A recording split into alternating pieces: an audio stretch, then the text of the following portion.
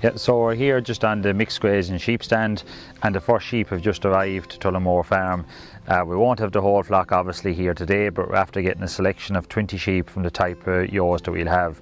We've gone for a mule ewe, or for anyone that maybe doesn't understand, the hill breed Scottish blackface ewe and a blueface Leicester ram.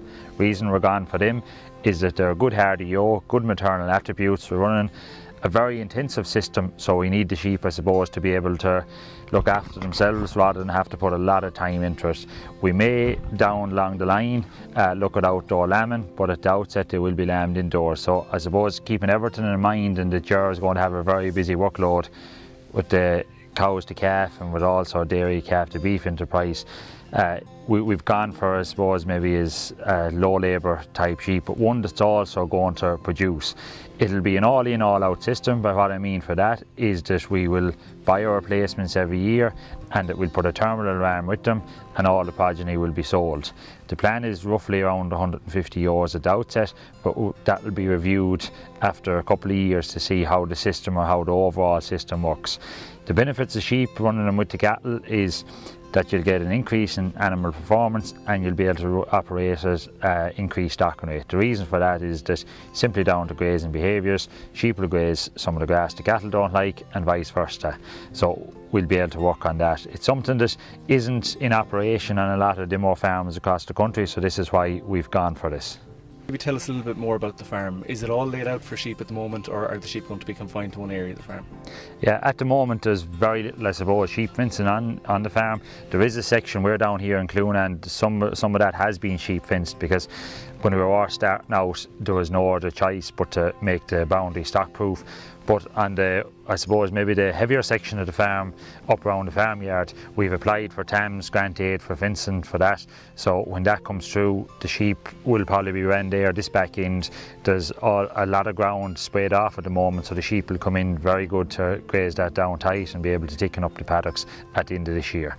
We will be trying, I suppose, if anyone sees, or if you see in the video going around, there's a lot of single strand and double strand fencing on this farm, and we'll be seeing how we can say operate and maybe running 2 more strands of wire along by that to keep it as low cost system as possible, and see how we go from there.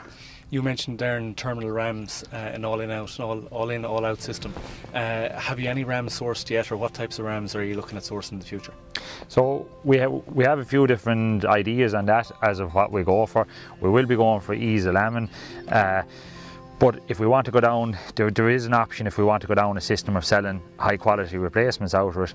And as many farmers will know, that if we put a Suffolk ram on these mule type hoggets, that is a good cross to produce that good quality ewe lamb, or a good quality prolific replacement. So we may look at that. We'll probably go easy lambing for the first year with the hoggets, but long term that probably will be the system, or maybe Suffolk Texel cross. But we will be selecting them based on the Sheep Ireland Eurostar figures, and I suppose what we'll be looking for there is good production traits, but also good survivability traits, and that's again to tie into try and do everything within our power to make it as easy a system to operate as possible. You mentioned, Darren, that all the sheep are going to be bought in. You're in the process of buying them at the moment. We have the first behind us here. Maybe just to talk us through the benefits and, I suppose, the downsides to buying in ewes. Yeah, so there is a high risk, but I suppose given the nature of sheep farms around Ireland, where just close to 50% of flocks have under 50 sheep on the census in December every year, there's no doubt that people have to buy in sheep, and that for some people it's more beneficial to run or to operate a system where they can go out, source high quality replacements, and be able to say have one sort of focus system, that you're not worrying about having a few different groups of sheep on the farm. Obviously it has serious risks, and I suppose the biggest risk of that is bringing disease onto the farm.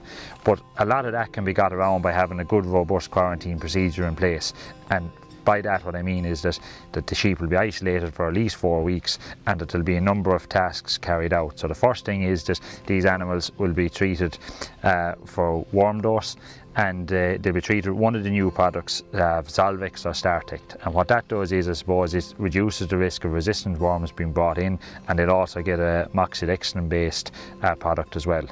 The same way they'll get a dual treatment for liver fluke, and they'll also then, the other few things that will be done with them is that they'll be treated for external parasites when they're all together. The lameness will be watched for the first few weeks and they'll be ran through foot baths, and to really, I suppose, maybe close down and to get a handle on that. The other things we'll probably be looking at then is obviously Clostridial disease will be one that will be done, but we also have to weigh up on toxoplasmosis and enzootic abortion. So they are two that will be in the mix as well, and whether we cover for that. One last question, Darren, just to ask you. You mentioned, the demand on labour in the springtime. We know that we've well over 100 cows here on the farm as well.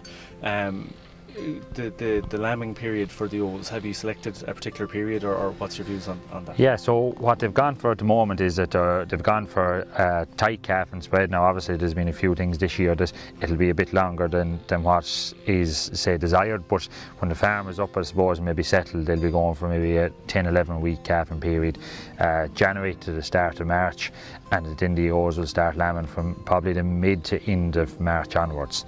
And that's to try and sort of work on labour.